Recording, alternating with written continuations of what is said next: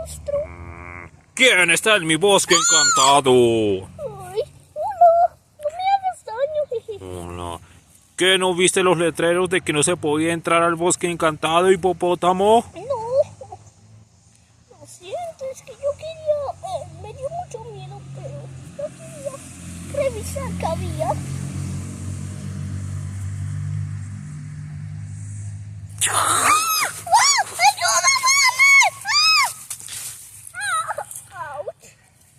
No entres a mi bosque encantado.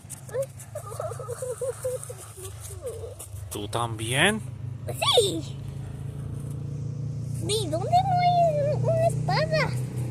¿Aquí? ¿Eso qué es? ¿Un ventilador?